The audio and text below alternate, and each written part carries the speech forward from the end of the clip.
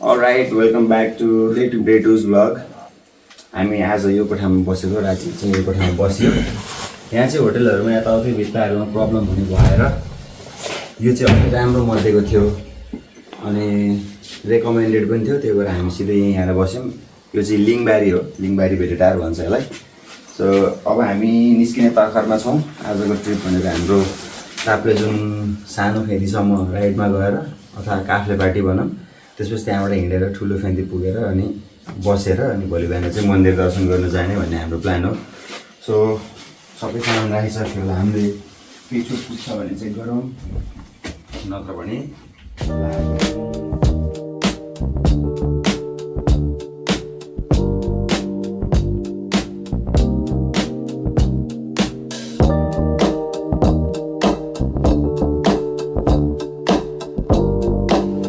हिजो चाहिँ 410 kilometre travel गरिएछ,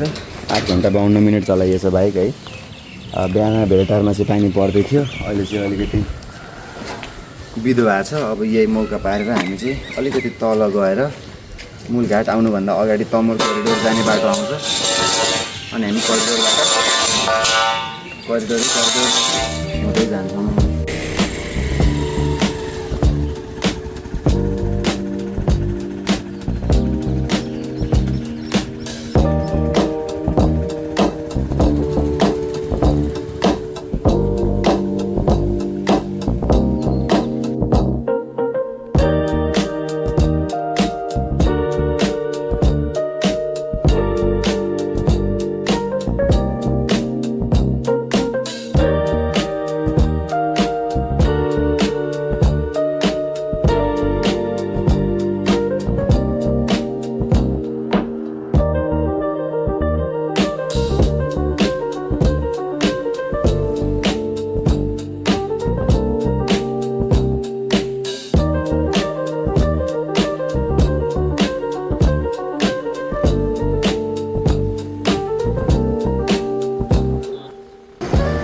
हामीले भेटेटारबाट लगभग 19 किलोमिटर तल झरिसके पछाडि यस्तो फाँट भएको ठाउँमा आइन्छ।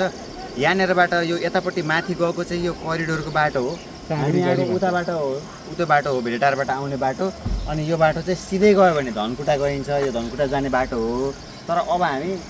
5 थरतिर सिदिम जानलाई चाहिँ यो करिडोरको बाटो जान्छौँ। अहिले यो गुगल म्यापमा चाहिँ छैन। अहिले बिहानको 8:30 बज्यो अनि हामी चाँडै नै निस्केको थियौँ, तर अलिकति टायरमा हावासावा भर्नुपर्ने भएर यतापट्टि आउँदा चाहिँ तपाईँहरू राइडमा आउँदाखेरि हावासावाहरू बरु माथि उतै धरानतिरै बनाएर बाइकहरू बनाएर आउनु होला अनि पेट्रोल पनि उतै हालेर आउनु होला। यतातिर पेट्रोल पनि खासै नपाइने अनि बाइकको ग्यारेजहरू पनि त्यस्तो धेरै नभएको जस्तो लाग्यो। भए पनि केही न केही प्रब्लम, के हावा भर्ने बिग्रिएछ अरे के बिग्रिएछ अरे, त्यही भएर एकछिन हामीलाई 1 घन्टा जति त्यसरी डिले भयो। र हामी अब चाहिँ यो करिडोरको बाटो सरासर जान्छौँ। गुगल म्यापमा नहुन सक्छ तर हामी सोध्दै जान्छौँ यो बाटो चाहिँ।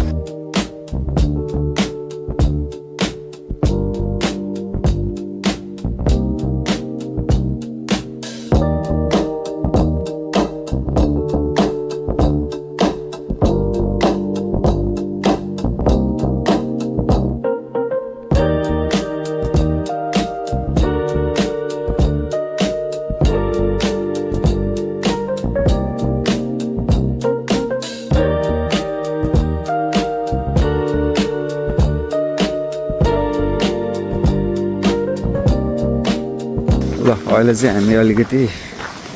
10 बज्यो, चिया खाजा खाएर यहाँनिर यो बाख्राको मूर्ति कति राम्रो रहेछ, यहाँनिर कुसे टायर भन्ने ठाउँमा आएर यहाँ खासै होटलहरू चाहिँ त्यस्तो छैन खाजा न, तर यहाँनिर चाहिँ सोधेको दिदीले चना अन्डाहरू बनाइदिनु भयो अनि अलिकति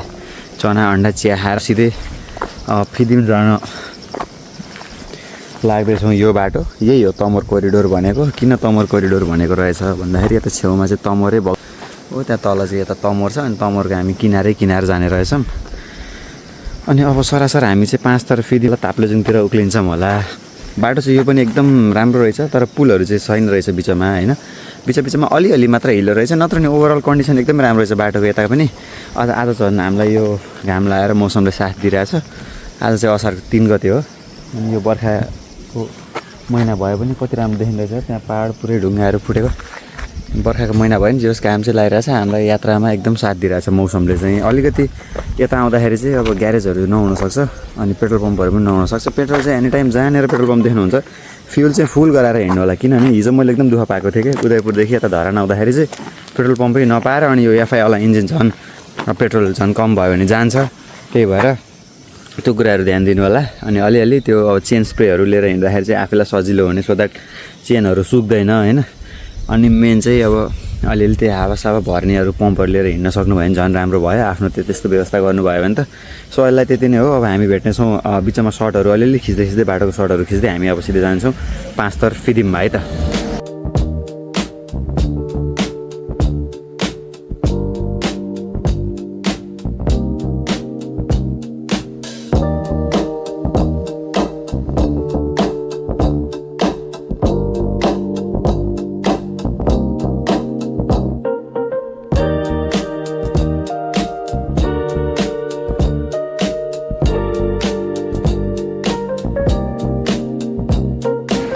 हामी तमोर नदी किनारमा अहिले एकछिन विश्राम लिँदैछौँ पछाडिको मनोरम दृश्य कस्तो लागिरहेछ केटाहरूलाई मैले अहिलेसम्म ट्रिपभरिमा केटाहरूलाई सोधिनँ क्या कस्तो लागेछ भनेर बबाल लागिरहेछ होइन यस्तो मजा आयो राइड हान्न कति बाल्य हुने रहेछ कि यसमा त हेर न बाल्य त जति पनि रहेछ नि हाम्रो देशमा हिजोको 3 वर्षको भालेको मासु अन्त राम्रो 3 वर्षको भाले 7 चोटि सिटी लाएर भन्दा यो बाटो एकदम राम्रो बनाएर छन् बुढाहरूलाई जति सरापे पनि बाटाहरू चाहिँ बनाएका रहेछन् है करिडोर पनि यस्तो राम्रो छ होइन बुढाहरूलाई केही कुरामा एप्रिसिएट गर्नुपर्ने रहेछ ल अब यात्रा हामी जारी राख्छौँ अहिले चाहिँ यो 5 थरको अलिकति हामी यो अफ रोड थियो अलिकति माथिबाट लगभग तपाईँको 11 किलोमिटर म जुम गरेर देखाउँछु होइन हो यो अफ रोडको बाटो हुँदै आउने हो होइन तल खोला झरेर एउटा घुम्ती आउँछ अनि घुम्तीबाट माथि लाएर बल्ल यो बाटोमा आइन्छ होइन सोध्दै आइयो भने चाहिँ सजिलै आइन्छ एउटा पुल आउँछ पुल कटिसकेपछि अलि माथि 1-2टा घुम्ती कटेर आउँदाखेरि अनि राइट लाग्यो भने तलपट्टि एउटा पिच बाटो छ तर त्यो चाहिँ अहिले बिग्रेको भएर है के भएर नचलेको भएर हामी माथिल्लो बाटो आउनु पऱ्यो अनि यो चाहिँ हामी अब यो यता माथि गयो भने चाहिँ कता गइन्छ भनेर यहाँ माझीटारतिर जाने रहेछ होइन हामी आएको चाहिँ हो त्यो धरान मार्गतिरबाट हो र अब हामी जाने चाहिँ यता फिदिमतिर हो है फिदिमतिर हो केटाहरू चाहिँ त्यहाँ अफरोडमा म अगाडि आइरहेको थिएँ अनि यसो कुर्छु भनेको त एकछिन किन ढिला गरेँ भनेको त केटाहरूले फेरि टक्क म यसरी लडेँ होइन तरिकाले बाइकमा नि यसो साइलेन्ट अलिअलि चिनो लिएर जानलाई यति गरेछन् अरू यस्तो चाहिँ हालत यहाँ आएर विशाल चाहिँ अलि त्यस्तो साह्रो गुल्टेन झन् पाण्डेको यहाँ सिठी अड्काउने पाण्डेजी सिठीको यहाँ थियो हो यहाँ सिठी अड्काउने च्यातिएछ सबभन्दा दुःखको कुरा त्यही हो पुलिसले सिठी नै अड्काउनु नपाएपछि त के गर्ने हो र होइन अब हालत त धुलो तलदेखि माथिसम्म हेर्नुहोस् है पाण्डेको हुलिया र विशालको हुलिया हेर्नुहोस् सर खोइ हातको घाउ कहाँ अरे घाउ बनाएछन् यताखेरि क्यामेरा जोगाउँदाखेरि फेरि यता खाल्टै पारेछन् नि ठिकै छ क्यामेरा जोगियो पाण्डुको अलि रातो पिरो पोलेको टमाटर चाहिँ भएर बसिरहेछन् एकछिन अब लाग्नेछौँ फिदिमतर्फ है त तर यतापट्टि चाहिँ यो अफ रोडतिरमा अलि बाटो कन्फ्युजिङ छ तपाईँहरू आउनुभयो भने यो 5 थरतिर चाहिँ सोध्दै आउनु अनि कन्फर्म गरेर मात्र आउनु होला है त ल अब हामी भेट्नेछौँ 5 थरमा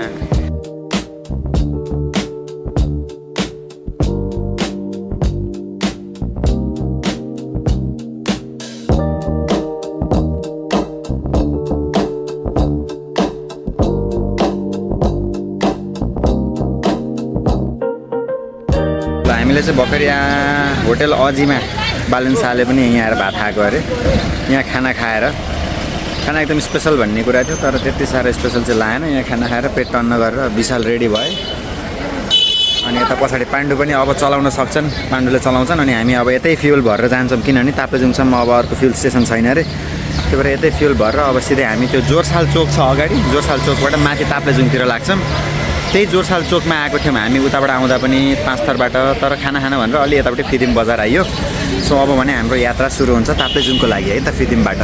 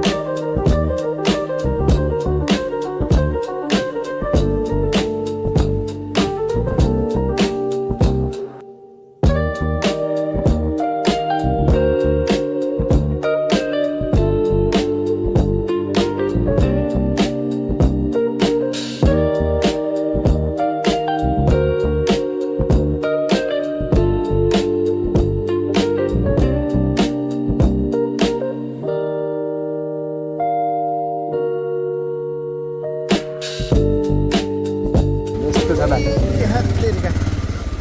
तल गयो भने त यहाँ त गइन्छ त यार पाण्डु रोड टु हेभन भयो यार हेर न हिलो उही झर्नी हो कटाइन्छ होला यो ल हो यस्तै छ होला तलतिर पनि यहाँ चाहिँ बरु अर्को माटो रहेछ होइन तल त रातो माटो थियो होइन त्यहाँनिर अघि हामीले खिच्न नि भ्याइएन तर यस्तै होला बुझ्दा हुन्छ चाडा खुट्टाले टेक्नुपर्छ त्यो त्यति बुझ्नु यहाँ गियर क्लच सब ब्यालेन्स हानेर ओ यसरी पर्फेक्ट 10 and 10 हुनु पर्यो 10 हुनु पर्यो यहाँ त 9 भयो नि फेरि यस्तो 9 भयो भने त फेरि ढिकातिर आइएम फाइन हुन्छ फेरि छेउछेउकै दिग सफा हुन्छ छेउछेउबाट एक मिस खायो भने फेरि हामीलाई अलिकति प्रब्लम भएको अगाडिको बाइक त फेरि अगाडिको बाइक त कति छ हेर्नु त्यही बोल्नै परेन उसलाई त अलिअलि त्यही खुट्टा नपुगेर हैरान भएको होला धेरै भयो ठिक छ 220ले पनि राम्रो साथ दिइरहेको हामीलाई यही बेला कान चिलायो फेरि यस्तै अल्टर बेला कान चिलाउँछ फेरि अब यहाँ बनाउन मिलेको छैन हेलमेटले बाइकको माया लाउँछ फेरि यस्तो बेला होइन बाइकलाई नि एकदम कम हानि होस् भन्ने हिसाबले लिएर जान मन लाग्छ फेरि आयो यी कसै क्या त्यो नि ओहो विशालले त बिचोबाट हाल्यो कि होइन यो छेउको लिग चाहिँ जानुपर्छ क्या हो घर यार पाण्डु फाइनली गाइज अहिले कति बजे 6:30 भयो होला एकदम यो शीत परे जस्तो मौसम भइरहेछ काफ्ले पार्टीमा आइयो है त हामी कहाँबाट फुङलिङबाट होइन अनि त्यहाँबाट लगभग 19 किलोमिटर जति थियो त्यो चाहिँ टोटली अफ रोड छ अनि धेरै हिलो पनि छ कि यहाँनिर राख्यो बाइक राख्ने व्यवस्था चाहिँ अब यतै होटलतिर मिलेर राख्नु पर्दो रहेछ यहाँनिर चौकी रहेछ अनि यसो सोधेको अनि यतै राख्ने खालको कुरा गर्नुभयो अब हामी प्रोबेबली माथि जान्छौँ होला सानो फेदीमा छौँ अहिले ठुलो फेदीतिर जान ट्राई गर्छौँ होला र 6:30मा सकुशल भनौँ यति बेला कहाँ आइयो त अन्त तपाईँ जुन आइयो होइन पाण्डु त 7-8 चोटि नै झऱ्यो क्या बाइकबाट विशाललाई कस्तो लाग्यो तँ बाइकमा कस्तो भयो अलि सजिलो भयो विशाललाई ल ठिक छ अब भोलि जाने चाहिँ के कसरी हुन्छ हेरौँ अलिअलि शीत परे जस्तो पानी परे जस्तो भएन